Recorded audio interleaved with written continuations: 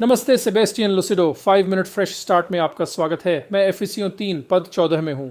जो कर्स्ताई इस कारण मैं हमारे प्रभु यीशु मसीह के पिता के सामने घुटने टेकता हूँ, जिनसे स्वर्ग और पृथ्वी में पूरा परिवार नामित है, कि वह अपनी महिमा की समृद्धि के अनुसार आपको आंतरिक व्यक्ति में अपनी आत्मा के माध्यम से सामर्थ्य के साथ सशक्त करे। तो पवित्र आत्मा की यह प्रार्थना हमारे लिए है। ये कुछ ऐसा है जिसके लिए हमें अपने लिए प्रार्थना करनी चाहिए। यही हम आज बात कर रहे हैं। हम सांसारिक चीज़ों के लिए प्रार्थना नहीं करते, हम दुनिया की चीज़ों के लिए प्रार्थना नहीं करते। हम अपने और दूसरों के जीवन में परमेश्वर के राज्य का विस्तार करने के लिए प्रार्थना करते हैं। ये हमारे जीवन में या किसी और के जीवन में एक प्रार्थना है। तो पौलुस कहते हैं, मैं हमारे प्रभु यीशु मसीह के पिता के सामने घुटने टेकता हूं, जिनसे स्वर्ग और पृथ्वी में पूरा परिवार नामित है, कि वह आपको प्रदान करें। तो वह कुछ मांग रहे हैं कि वह आपको प्रदान करें या मुझे प्रदान करें, उनकी महिमा की समृद्धियों के अनुसार आपके आंतरिक व्यक्ति में उनकी आत्मा के माध्यम से सामर्थ्य के साथ मजबूत किया जाए। तो आंतरिक व्यक्ति हमारी आत्मा और हमारी आत्मा है। तो यहाँ पवित्र आत्मा की प्रार्थना है, मुझे आंतरिक व्यक्ति में मजबूत करो भगवान, मुझे आध्यात्मिक और आत्मिक रूप से मजबूत करो, मुझे मजबूत करो प्रभु भगवान, आंतरिक व्यक्ति में मुझे मजबूत करो ताकि मैं आपको जान सकूं। सही, तो वह कुछ प्रार्थना कर रहा है कि मसीह आपके हृदयों में विश्वास के द्वारा वास करे, कि आप प्रेम में जड़ित और स्थिर होकर सभी संतों के साथ समझ सकें कि चौड़ाई, लंबाई, गहराई और ऊंचाई क्या है, मसीह के प्रेम को जान सकें जो सभी ज्ञान से परे है, कि आप परमेश्वर की पूर्णता से परिपूर्ण हो सकें। तो यहाँ प्रार्थना कि हम मसीह से प्रेम को जानें, और मसीह से प्रेम को जानना मसीह को जानना है। याद रखें, वचन देह बना और भगवान और वचन एक हैं, यीशु और वचन एक हैं और वह देह बना। इसलिए यदि हम मसीह को जानते हैं तो हम उसके वचन को जानते हैं। यदि हम मसीह के प्रेम को जानते हैं तो हम मसीह और उसके वचन को जानते हैं। तो वह मूल रूप से कह रहा है, मुझे आंतरिक व्यक्ति में मजबूत बनाओ, मुझे यीशु के प्रेम और आपके प्रेम भगवान को जानने और समझने में मदद करें, ताकि मैं आपको असीम रूप से जान सकूं और परमेश्वर की पूर्णता से भर जाऊं।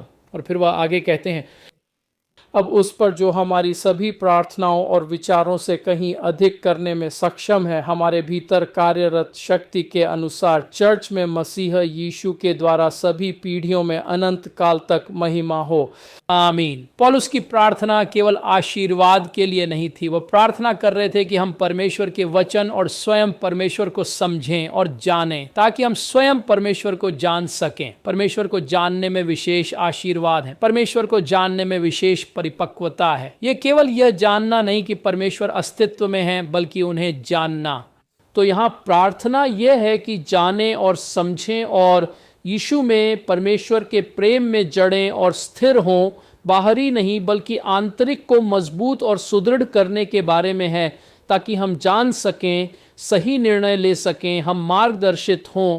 याद रखें, जो कोई परमेश्वर के वचन को जानता है वह धोखा नहीं खाएगा। जो कोई भगवान को जानता है उसे धोखा नहीं दिया जाएगा। वे बस हार नहीं मानेंगे। वे दानियेल, अय्यूब, अब्राहम और दाऊद की तरह होंगे। आप जानते हैं भगवान हमारी सोच या मांग से कहीं अधिक कर सकते हैं।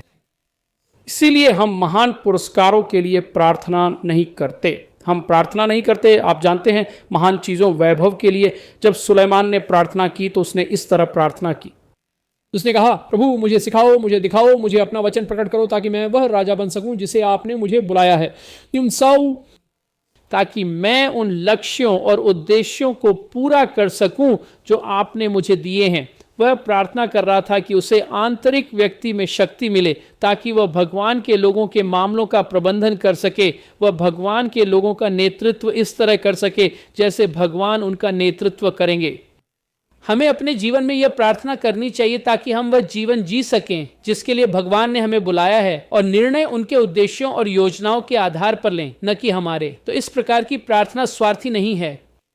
इस प्रकार की प्रार्थना हमारे अंदर परमेश्वर के राज्य का निर्माण करती है। और आप यह प्रार्थना अपनी पत्नी, अपने बच्चों, अपने पोते पोतियों के लिए कर सकते हैं, कि वे आंतरिक व्यक्ति में जड़ें जमाएं और मजबूत हों। आमीन। तो भगवान आपका भला करें, आपका दिन शुभ हो। कृपया साझा करें, फॉलो करें, लाइक करें या टिप्पणी करें। इससे हमें बहुत मदद मिलती है। एक बटन का क्लिक हमें मदद करता है। ये हमें इसे और अधिक लोगों तक भेजने में मदद करता है। और फिर हमारे साथ साझेदार बनने के बारे में प्रार्थना करें। यह संदेश कई भाषाओं में अनुवादित किया जाएगा और धरती पर अरबों लोगों को दिया जाएगा। आप इसमें भाग ले सकते हैं। भगवान आपका भला करे, आपका दिन शुभ हो। देखने के लिए धन्यवाद। आज देखने के लिए धन्यवाद। सूचित रहने और मंत्रालय के साथ खड़े रहने के लिए watchinsofttruth.com पर जाएं।